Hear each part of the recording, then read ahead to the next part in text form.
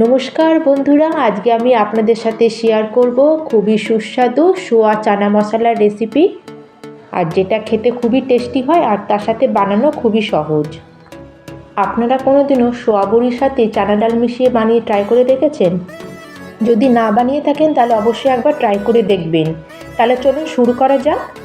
সবার প্রথমে এখানে আমি নিয়ে নিয়েছি হাফ কাপ ছোলার ডাল। ডালটাকে আমি 2 ঘন্টা আগে গরম জলে ভিজিয়ে রেখেছিলাম। আর আপনাদের হাতে সময় থাকলে আপনারা বেশিক্ষণ এটাকে ভিজিয়ে রাখতে পারেন বা ওভারনাইট ওটা সোক করে রাখতে পারেন। আর ছোলার ডালের সাথে এখানে আমি নিয়ে নিয়েছি 1 কাপ সোয়াবিন। সোয়াবিনটাকে হালকা উষ্ণ গরম জলে আমি প্রায় 10 মিনিটের জন্য ভিজিয়ে রাখবো। এখানে ছোলার ডাল আর সোয়াবিনের পরিমাণটা আপনারা কম বেশি করে নেবেন। আর যতক্ষণ আমাদের সোয়াবিনটা ভিজছে ততক্ষণ আমরা নেক্সট প্রিপারেশনে চলে যাব। আর ডালটাকে সেদ্ধ করার জন্য এখানে একটা আমি কুকার নিয়ে নিয়েছি, আর তার মধ্যে আমাদের ভিজিয়ে রাখা পুরো ডালটাকে আমরা ট্রান্সফার করে দেবো। আর এখন একটা সুন্দর ফ্লেভারের জন্য এর মধ্যে দিয়ে দিচ্ছি 1 টুকরো দারচিনি, আর তার সাথে দিয়ে দেবো হাফ চামচ মতো নুন। আর এখন এর মধ্যে অ্যাড করে দিলাম বড় গ্লাসের 1 গ্লাস জল। আর এখন আমরা এটাকে কভার করে মিডিয়াম ফ্লেমে প্রায় 2টো সিটি আসা পর্যন্ত এটাকে আমরা কুক করে নেব। আর 2টো সিটি আসলে আমরা গ্যাসটাকে এখানে অফ করে দেবো। আর যতক্ষণ এদিকে আমাদের ডালটা সেদ্ধ হচ্ছে ততক্ষণ ওদিকে আমরা একটা মশলা রেডি করে নেব। তার জন্য এখানে একটা মিক্সিং জার নিয়েছি, আর তাতে আমি অ্যাড করে দিলাম 1 ইঞ্চি মতো আদার টুকরো, আর ঝালের জন্য দিলাম 2-3 খানা কাঁচা লঙ্কা, আর তার সাথে এখানে অ্যাড করে দিলাম 8-10 খানা রসুন কোয়া। আর এখন আমরা এটাকে একটু গ্রাইন্ড করে নিয়ে চলে আসবো। আর এখানে আমি এটাকে একদম মিহি করে পেস্ট করে নিই, একটু খালি আদা রসুন আর লঙ্কাটাকে একটু ক্রাশ করে নিয়েছি। আর এখন আমরা এটাকে সাইডে রেখে একটা মশলা রেডি করে নেবো। তার জন্য গ্যাসে একটা কড়াই নিয়েছি, আর তাতে দিয়ে দিলাম 1 চামচ গোটা ধনে, 1 চামচ দিয়ে দিলাম গোটা জিরে, হাফ চামচ দিয়ে দিলাম এখানে মৌরি, দিয়ে দিলাম হাফ চামচ মতো গোলমরিচ, 3 খানা শুকনো লঙ্কা, 2টো এলাচ, আর হাফ চামচ মতো অ্যাড করে দিলাম কালো সর্ষে।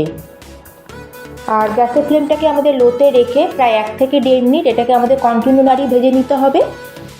আর যখন এটা ভালো মতো ভাজা হয়ে যাবে তখন এটাকে আমরা পুরোপুরি প্রথমে ঠান্ডা করে নেব। তারপরে আমরা গ্রাইন্ডিং জারের মধ্যে দিয়ে এটাকে একটা পাউডার বানিয়ে নেব। আর প্রায় 1 থেকে 1.5 মিনিট হয়ে গেছে। মশলাটা আমার এখানে হালকা কালার চেঞ্জ হয়ে গেছে। এর থেকে এটাকে বেশি আর ভাজবো না। এখন আমরা গ্যাসের ফ্লেমটাকে অফ করে দেবো, আর এটাকে নামিয়ে একটা প্লেটের মধ্যে মশলাটাকে আমরা পুরো ঠান্ডা হওয়ার জন্য ছেড়ে দেবো। আর এখন আমরা গ্রেভি বানানোর জন্য কিছু প্রিপারেশন করে নেব। তার জন্য একটা বাটিতে সামান্য একটু জলের মধ্যে অ্যাড করে দিলাম কিছুটা পরিমাণে নুন আর হাফ চামচ মতো হলুদ গুঁড়ো। আর এটাকে এখন খুব ভালো করে একটু জলের মধ্যে মিশিয়ে নেব। আর এটা মিক্স করা হয়ে গেলে এটাকে আমরা এখন সাইডে রেখে দেবো। আর আবার আরেকটা বাটি নিয়েছি, আর তার মধ্যে আমি অ্যাড করে দিলাম 3 চামচ মতো টক দই। আর দইটা অ্যাড করার পরে এখন আমি এর মধ্যে দিয়ে দেবো আমরা যে মশলাটাকে গ্রাইন্ড করে রেখেছিলাম মিক্সিং জারে, সেই মশলা থেকে 1 চামচ মশলা। আর এই মশলাটাকে এখন আমরা দইয়ের মধ্যে ভালো করে একটু মিশিয়ে নেব। আর মশলাটাকে ভালো করে আমরা দইয়ের মধ্যে মিক্স করে নিয়েছি। এখন তাহলে চলুন আমরা গ্রেভিটা বানিয়ে নেব। আর ততক্ষণ এদিকে আমাদের কুকারে 2টো সিটিও পড়ে গেছে। এখন আমরা গ্যাসের ফ্লেমটাকে অফ করে দিয়েছি। আর যখন কুকারটা ভালো মতো ঠান্ডা হয়ে গেছে এখন আমরা ডালটাকে একটু চেক করে নেব। আর এখানে দেখুন ডালটা খুব ভালো মতো আমার সেদ্ধ হয়ে গেছে। আর এদিকে গ্যাসে একটা কড়াই বসিয়ে কড়াইটা গরম হলে তাতে দিয়ে দেবো সামান্য একটু সর্ষের তেল। আর আজকের এই তরকারিটা আমরা কম তেলেই বানাবো। আর তেলটা যখন ভালো মতো গরম হয়ে যাবে তখন এর মধ্যে অ্যাড করে দিচ্ছি আমি এখানে একটা কাঁচা আলু। আর আলুটাকে এরকম ছোটো ছোটো টুকরো করে আমি এখানে কেটে নিয়েছি। আর এখানে আমি একটা আলু নিয়েছি, আপনারা এর থেকে বেশিও আলু অ্যাড করতে পারেন। আলুটাকে আমরা একটু 2 থেকে 3 মিনিট ভালো করে এটাকে লালচে হওয়া পর্যন্ত ভেজে নেব। আর এখানে দেখুন বন্ধুরা, আলুর মধ্যে এরকম একটা লালচে ভাব চলে এসেছে। এরকম লালচে ভাব আসার দরকার আমাদের আলুর মধ্যে। আর এদিকে যে আমি সোয়াবিনটাকে জলে ভিজিয়ে রেখেছিলাম, আমি পুরো জল ঝরিয়ে সোয়াবিনটাকে নিয়ে চলে এসেছি। আর এখানে দেখুন বন্ধুরা সোয়াবিনটা কত সফট হয়ে গেছে। সোয়াবিনটা খুবই ড্রাই হয়, সেজন্য সোয়াবিনটা আমাদের এই স্টেপে সর্ষের তেলে ভাজা খুবই ইম্পর্টেন্ট। আর আমরা সোয়াবিনটা এখানে পুরো অ্যাড করে দিলাম, আর তার সাথে আমরা নুন আর হলুদ মিশানো যে জলটা ছিল সেটাকেও এখানে পুরো আমরা অ্যাড করে দেবো। আর এখন আমরা সোয়াবিনটাকে খুব ভালো করে ভেজে নেব।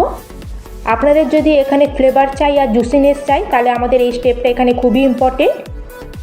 আর কারণ আমরা যখন সোয়াবিনটাকে তেলে ভাজি তখন সোয়াবিনটা পুরো তেল অ্যাবজর্ব করে নেয়, কারণ সোয়াবিন খুবই ড্রাই হয়। আর এটাকে আমরা ততক্ষণ ফ্রাই করব যতক্ষণ এর মধ্যে পুরো তেলটা আর জলটা যতক্ষণ শুকিয়ে না যায়। আর এখানে দেখুন বন্ধুরা সোয়াবিনের মধ্যে না একটু জল আছে না তেল আছে, এটা পুরো ড্রাই হয়ে গেছে। আর এখন এটাকে আমরা গ্যাস থেকে নামিয়ে নেব। আর এখানে আপনাদের সয়াবিনগুলো ভাজার পর দেখাচ্ছি, দেখুন সয়াবিনটা কতটা জুসি মতো আছে আর পুরো ফ্লেভারটা এর মধ্যে চলে এসছে। আর এখন আমরা গ্রেভি তৈরি করব, তার জন্য গ্যাসে আবার অ্যাড করে দিলাম সামান্য একটু সর্ষের তেল। তেলের মধ্যে সবার প্রথমে আমি জিরে অ্যাড করব। আর যখন জিরেটা একটু ভালো মতো ফুটে যাবে তখন এর মধ্যে অ্যাড করে দেবো বড় সাইজের দুটো পেঁয়াজ। পেঁয়াজটাকে এখানে আমি খুব মিহি করে কুচিয়ে নিয়েছি। আর এখন আমাদের পেঁয়াজটাকে কন্টিনিউ নাড়তে হবে যতক্ষণ না পেঁয়াজটা গোল্ডেন ব্রাউন কালার না চলে আসবে। আর এখানে দেখুন বন্ধুরা, পেঁয়াজের অনেকটা কালার চেঞ্জ হয়ে গেছে। এখন আমরা যে আদা রসুন আর লঙ্কার পেস্টটা বানিয়ে রেখেছিলাম সেটাকে এখন এর মধ্যে অ্যাড করে দেবো। আর এখন আমাদের সব কিছুকে আবার ভালো করে ফ্রাই করে নিতে হবে। আর আমাদের এখানে খেয়াল রাখতে হবে যাতে আমাদের আদা রসুন আর পেঁয়াজটা যেন এখানে পুড়ে না যায়। যেহেতু এখানে আদা আছে সেই জন্য এটা কড়ার মধ্যে লেগে যেতে পারে, সেই জন্য এটা খেয়াল রাখবেন আর কন্টিনিউ এভাবে নাড়াতে থাকবেন। আর যখন এর মধ্যে থেকে একটা কাঁচা গন্ধটা যখন চলে যাবে তখন এর মধ্যে কিছু আমি মশলা অ্যাড করব। এখানে দেখুন আমি কিছু বেসিক মশলা অ্যাড করেছি। দিয়ে দিলাম হাফ চামচ মতো হলুদ গুঁড়ো, সুন্দর একটা কালারের জন্য দিয়ে দিলাম হাফ চামচ মতো কাশ্মীরি লঙ্কা গুঁড়ো, 1 চামচ মতো দিয়ে দিলাম ধনে পাউডার। যেহেতু এখানে আমি অল্প তেল দিয়ে রান্না করছি সেই জন্য আমাদের মশলাগুলো এখানে পুড়ে যেতে পারে, সেই জন্য মশলাগুলো অ্যাড করার সঙ্গে সঙ্গে আপনারা ফটাফট এখানে সামান্য একটু জল অ্যাড করে দেবেন, কিন্তু অল্প জল অ্যাড করবেন, বেশি জল এখানে অ্যাড করবেন না। আর 2 মিনিট মতো আমি এটাকে ভালো করে কষিয়ে নিয়েছি। আর এখানে দেখুন মশলা থেকে তেল বেরোতে শুরু হয়ে গেছে। আর এটাকে আরেকবার আমি মিক্স করে নেব।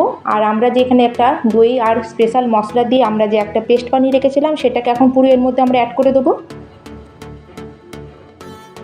আর এটা অ্যাড করার পরে এখন এর উপর দিয়ে আমি অ্যাড করে দেবো স্বাদ অনুযায়ী নুন। আর নুনটা অ্যাড করার পরে এটা আমাদের ততক্ষণ নাড়তে হবে যতক্ষণ পুরো মশলা থেকে ভালো মতো তেল বেরোতে না শুরু হয়ে যায়। আর এখানে দেখুন বন্ধুরা, মশলা থেকে কত সুন্দর তেল ছাড়তে শুরু হয়ে গেছে। আর এই সময় আমাদের যে সেদ্ধ করে রাখা ডালটা ছিল সেই ডালটাকে পুরো এর মধ্যে আমরা অ্যাড করে দেবো। আর ডালের মধ্যে যে দারচিনিটা ছিল এটার আর কোনো দরকার নেই, এর ফ্লেভারটা পুরো ডালে এসে গেছে। এখন আমরা দারচিনিটাকে বার করে নেব। আর ডালটা অ্যাড করা হয়ে গেলে আমাদের যে সোয়াবিন আর আলুটা আমরা ফ্রাই করে রেখেছিলাম সেটাকেও এর মধ্যে পুরো অ্যাড করে দিলাম।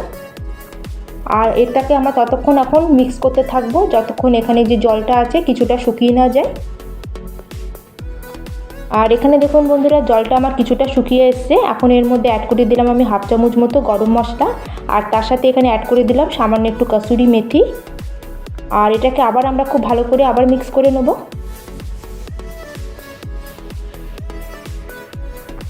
আর এটাকে প্রায় আমি 2 মিনিট মতো খুব ভালো করে মিক্স করে নিয়েছি। এখন এর মধ্যে আমি অ্যাড করে দেবো জল। এখানে আমি বড় গ্লাসের 1 গ্লাস জল অ্যাড করলাম। আর এখানে আমি একটু বেশি পরিমাণে জল অ্যাড করলাম কারণ এখানে আমাদের আলুটাকে এখন কাঁচা আছে, আলুটাও সেদ্ধ হবে। আর তাছাড়া সোয়াবিনের মধ্যে সুন্দর একটা ফ্লেভার তখন আসবে যখন এটা একটু ভালো মতো ঝোলের মধ্যে একটু কুক হবে। আর এখন আমরা গ্যাসের ফ্লেমটাকে লোতে করে এটাকে প্রায় আমরা 10 মিনিটের জন্য কভার করে ছেড়ে দেবো। আর প্রায় 10 থেকে 12 মিনিট মতো হয়ে গেছে। আর এখন আমরা এর উপর দিয়ে অ্যাড করে দেবো কিছুটা কুচানো ধনে পাতা। আর সব কিছুকে ভালো করে মিক্স করে এখন আমরা গ্যাসের ফ্লেমটা অফ করে দেবো। আর এখানে সোয়াবিন আর ছোলার ডালের তরকারির ফাইনাল লুক দেখুন বন্ধুরা, দারুণ হয় খেতে। এটা আপনারা লুচি, পরোটা, ভাত সব কিছুর সাথেই খেতে পারবেন। আর আলুটা দেখুন এখানে কত সুন্দর আমার সেদ্ধ হয়ে গেছে। আর আজকের এই রেসিপিটা যদি বন্ধুরা আপনাদের একটু ভালো লাগে অবশ্যই কিন্তু একটা লাইক করবেন, শেয়ার করবেন। আর চ্যানেলে যদি নতুন হয়ে থাকে তাহলে প্লিজ চ্যানেলটিকে সাবস্ক্রাইব করে দেবেন। তাহলে আজকের মতো আমি এখানেই শেষ করলাম, আবার চলে আসবো অন্য একটি নতুন রেসিপি নিয়ে। ধন্যবাদ।